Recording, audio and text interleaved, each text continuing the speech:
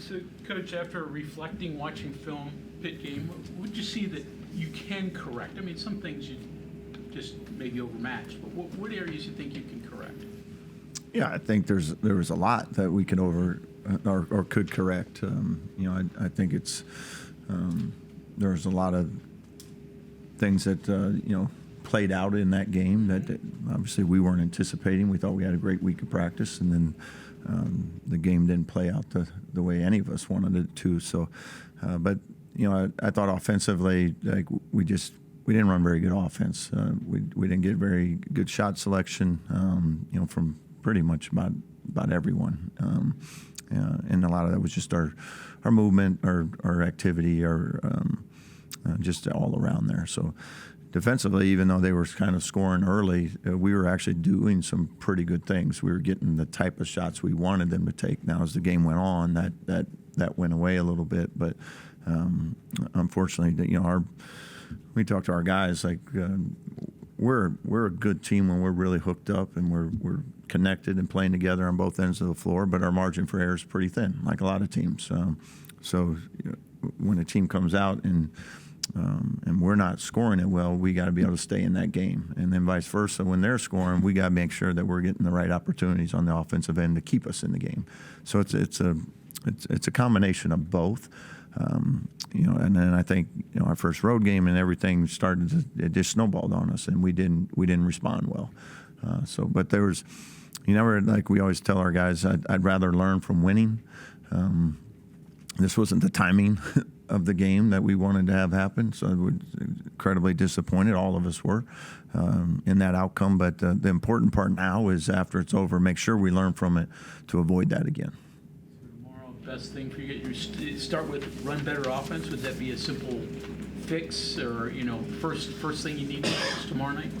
Yeah, I'd love to say that would be it. Unfortunately, tomorrow night's a team that presses the whole game, and they give you just a different set of problems that again, we need to do a good job of handling. We haven't played a team that's pressed us like we're going to get pressed for 40 minutes. So it'll be another learning opportunity. Where are we at from a press breaker standpoint? And, in practice, it looks good, but when we get on that game floor, how do we respond and how do we react to it?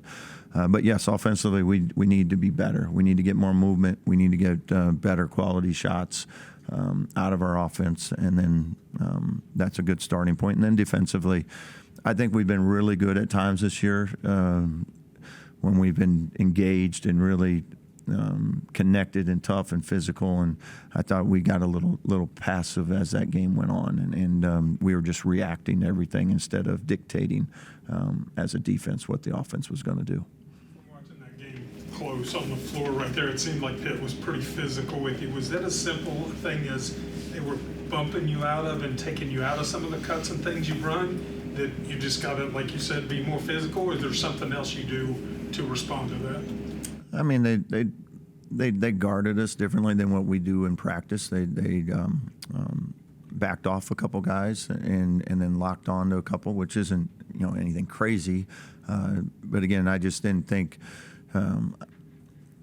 we had great shot selection across the board. From guys that were making it tough on, we didn't get very good opportunities there, and then other guys maybe we needed to get a little deeper in the shot clock, pass up a few things here and there. But especially in the first half, when you look at how open the shots were, they look great. It's just we want to make sure that we're getting those right guys shooting them at the right times. Coach Keeple specifically said that their game plan was to take Tucker and Javon out of the game. If teams want to do that, would you rather have a third someone step up, or run something to get those two open anyway, or like what would your response be? Yeah, you still have yeah, it would be great to have a third, fourth, fifth option. Yeah, so we would love that.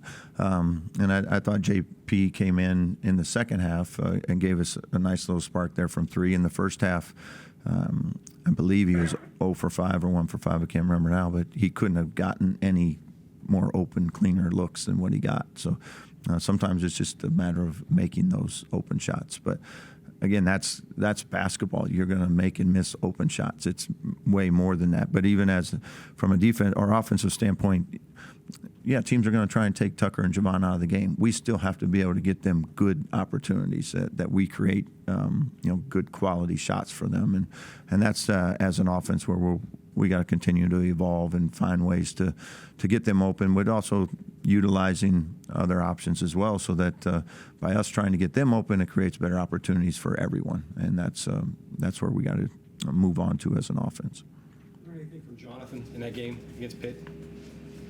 Yeah, I love the fact that he had a tough shooting first half, and he came out the second half and he kept shooting, and that's what he should do. Missing open shots when you're a good shooter, that you have to keep shooting. The percentage say that's going to balance itself out. He ended up 4 for 10 from 3, 40%. It's a nice solid night. I know how JP thinks and how we think. He feels like he should have made 7, 8 out of 10 with those type of looks. And but overall, I just liked his mindset. He didn't give into it just because he missed a few shots. So the moment wasn't too big for him then? No, I didn't think so at all. I thought he came in. He was aggressive. He was confident. And he stuck with what he does best, and that's continue to shoot it. Darian, do you think everybody did that in that first half? It looked like there were a couple times where maybe the deficit was growing, and maybe it's a search for a good shot, I don't know, or a better shot, but maybe a little bit reserved, gun shy. I'm not sure what the phrase is, but just didn't let it fly like it seemed like you guys had before. Yeah, I just think, again, I just didn't think we responded well to, we got hit with a run, it got away from us a little bit, and then I actually felt like we almost kind of turned the other way and went a little bit more everybody, not in a selfish way, but everybody was just trying to help and trying to almost get us back in the game by themselves. And that's, our offense is at its best when the ball is moving. We get great player movement and ball movement, and that's when we're hard to guard, and that's when we get better opportunities for everyone. Coach, when you talk about the kind of dominoes falling, Amani's foul trouble and obviously lack of minutes, how much does that play a role in how it affects the other parts of your game? Yeah, I mean, Amani's a big piece of what we do on offense, but that's going to be basketball. There's going to be nights where somebody's in foul trouble. This particular night, it happened to be Amani. We still need to be able to respond and run good offense, run good defense, no matter what 5 guys are out on the floor, because those things are going to happen. Yeah, we would love to have had him out there for longer than he did, but that was a situation that we were dealt, and we need to be able to still be productive as a team at both ends of the floor. Amani's kind of unique though because of the position he plays, though, right? It is, and the way we try to utilize him, the way we can space the floor and things, that certainly helps us with some things we want to do on the offensive end. But I thought Eduardo came in, did a really nice job too. I thought he gave us some good rim protection defensively, and also thought he put some pressure on the rim on the offensive side. So again, it was unfortunate we didn't have him available more, but certainly not a reason why we didn't perform better. Teaching moment from his flagrant that you can use that you can't quite throw your arm up like that, or anything out of that, or is it just one of those things, place that happens? And that's just a play that happened. Yeah, I think, yeah, it's just a play. Is it going against the press that you're going to see? Is your press break offense a thing that's small tweaks depending on where they trap, how they play it, or you have a lot of different option sets for what you go against, what you might see? For the most part, we keep things as simple as possible. Just make sure you have good spacing, make sure you're strong with the ball, and go meet passes, and then be aggressive against it. Last thing you want to do is get put on your heels, and now you're allowing them to press with no consequences. So if especially in the middle of the game, sometimes late in the game you're up by 10 or something. You're trying to maybe take a little more clock, but we want to make sure that we're attacking the press and putting ourselves in a position where if you're going to press us and we beat it, we need to go get layups or open threes. You mentioned obviously with press and Anderson. Is it similar to what he did at Fairleigh Dickinson? I mean, is that what you're trying to do? I know he's flipped the roster around. Yeah, they're they've been very competitive in all their games. Some solid games. Played some teams really tough. Had a good win against a typical good Vermont team. So, yeah, they're playing like new roster, but playing really hard, and they just keep coming. They've been down fairly big in a couple games, came all the way back. They just stay with it, and if you let up, they'll hit you with a 6-0 run really quickly. So that's the thing about them, is you can't ever get comfortable. They don't let you get comfortable. So you never get to just get into this set play and not feel anything. So for our guys, that's a different type of game than we played in so far this year. And that's what I'll be looking forward to seeing how we handle that. Realistically speaking, where are you as compared to where you thought you might be right now, especially after seeing yourself against the ACC team? Yeah, and again, like we had a secret scrimmage against an ACC team and did just fine. So Friday night was Friday night. That's not what we wanted to happen. It's not the what I thought how that game was going to play out, but it did, and we have to understand why and make the corrections. It's a young season right now. There's a lot of season to play out, and I've had teams when I was very good teams as an assistant coach at Creighton and also at Drake. Like, you have one or two of those nights a year. You need to make sure that those are just outliers. That's not who you are, and I don't believe that's who we are. And we'll get better because of it. Obviously, Robert Moore's game shots are falling, and I think you guys shot like 51. The next two games, it's been under 40 shooting. So is it just a matter of shots not falling, or kind of what's your take on is it? I mean, obviously you're not going to hit a panic button, but it's here, then it's here. Just kind of your thoughts on why that is, I guess. Yeah, I think our offense needs to continue to get better as we see different defenses and things, and we need to. We'll get better at responding to those type of things. As an offense, there are things we're trying to get, and we got to do a better job of making sure we get to those things. There's some things that we're a little limited on, and that's okay. We just got to make sure we just play to our strengths as much as possible. And part of that of having a good offense is being good on defense, because if we're good on defense and we're getting stops, we can get in transition. I think our team is pretty good when we get out and we can play with pace and play in a transition game. We didn't get enough stops the other night, so then we didn't get in transition as much as we would like. And they're all connected at the end of the day. So your offense is bad, it puts your defense in a bad spot. Your defense is bad, it puts your offense in a bad spot. So overall, we got some things to get better at, and we know that, and we're going to work hard at continuing to do that. Did you schedule this game? This is you, right? This is just it was. I think it's like started a 4-year deal maybe last year. I'm not. I think he's asking the Iona game. Oh, the Iona game. Yeah. No, sorry. We did schedule the Iona game. Yeah, it was one of our later ones that I think we put on. Style, some coaches might want to avoid it, like an option team in football. You'd rather not spend time doing that. But did you see this and say, all right, this could be beneficial for us, or was it the last one in the pile that just happened to say yes? It was late, and there was yeah. It was yeah. Is there a benefit to seeing this? I think I know where you're going here. But like, this might be a style you'd otherwise want to avoid. But you just said transition. Maybe you guys were reluctant in transition the other night. You have no choice tomorrow. Like, do you find a way to kind of bake this into what you're trying to tell guys and how they take something good from it? I mean, this is a game we're playing, and we got to make sure that we're ready to try to win this game. Whether they're zone for 40 minutes, press for 40 minutes, whatever, team we're playing in this particular night, which happens to be Iona. We have to be prepared to try to beat them, and that means we're going to have to handle their press. In the long term, that's something that hopefully is a great thing for us, because now we've had to go against that, and when we see it down the road by somebody else, whether it be somebody that this is what they do every night, or it's a late game situation where you got to try to protect a lead or something like that, hopefully in the long term it's something that benefits us. Is this a team you can get it close and score? Get it. Throw it close to the basket, be able to score. Is a team you can do that with? At times, Yeah. At times, whether it be breaking their press or off a dribble penetration, but they do a good job.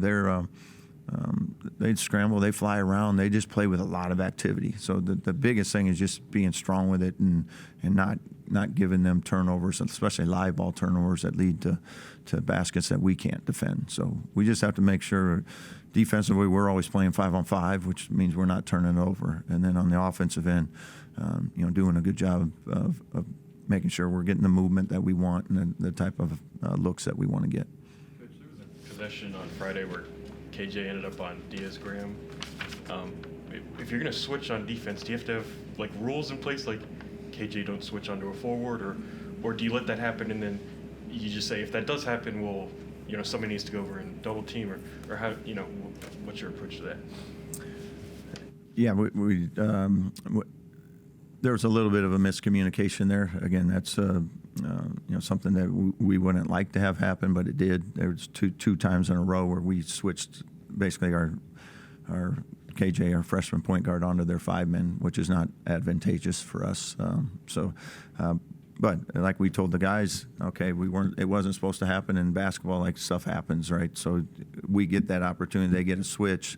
Sometimes you're going to have to switch. This wasn't one of them. But now how do we correct it? And there's opportunities there where okay, we got a mismatch inside, and we have to front back at KJ's fronting. Somebody's got to provide some help when they throw the ball over. And as I said, we just were not as connected defensively as we needed to be to compete in that game. And against a team like Pitt, who I think is really balanced and has just good versatility all the way across. You got to be really connected on that defensive end to keep them from exploiting you. Obviously, the score, the output from the other night's not what you wanted, but I mean, that's your first WV Pitt game. What were your thoughts on it? I mean, did you anything that other than the final score, anything that you took from it that hey, this was kind of neat? I mean, losing is never any fun, so I'm not taking really a lot of positives from it. I think if you just want to look at it from just a game perspective of, what, our guys were in a great environment. They had, a really good home atmosphere, played a really quality opponent, and it was a great early non-conference test for us, and that, the result that played out was not what we wanted. So we got to figure out what went wrong, and I think there are plenty of things that we can do a lot better. I think there's a lot of things we have been doing much better. We just that particular night we didn't bring it, and we from a learning opportunity, it's like that's what happens. Like, when we don't play a certain way, that's what you're setting yourself up for. And when we play the way that I feel like we're capable of on our top end, I think we're a good basketball team. Anything else? I don't think we're going to see you before you leave, but how do you approach the mid-season tournaments where you're going to play a bunch of games in really short amount of time? Yeah, I love the MTEs. I think they're, again, great opportunities for everybody to put yourself in this particular case in a tournament setting, so you can see how they kind of respond. You got to play 3 games in 3 days, very similar to post-conference tournaments. So you get a little idea of at some point, guys, this is what we're going to be in March. Of you're going to have to play one night, second night, third night. Gives you a little kind of early glimpse at some of those things. The recovery, the guys now they felt that. Hey, I played last night. I played 34 minutes. I got to do it again tonight. And then just from for us, you get these 3 games in 3 days. You're going to see 3 different teams most likely. From a learning opportunity, you're going to see teams that really post it. You're going to see teams that maybe play great in transition. You're going to see some zone defense. So it's going to really challenge your team, which is only beneficial for you as you move forward through non-conference play and preparing yourself for start of Big 12 play. Is now, by that time, you've hopefully, over those 11 non-conference games, you've seen a little bit of everything. You've been able to learn from where your deficiencies are. You've also been able to learn, hey, this is what we're kind of good at, and try to make those adjustments. So I love the MTE tournaments. I think they're great challenges, great opportunities for teams to learn a lot about themselves. Once you get to break out your flip-flops, right? I mean, Yeah. I typically don't get a lot of flip-flop time, but yeah. Thanks, Coach. All right, thank you all.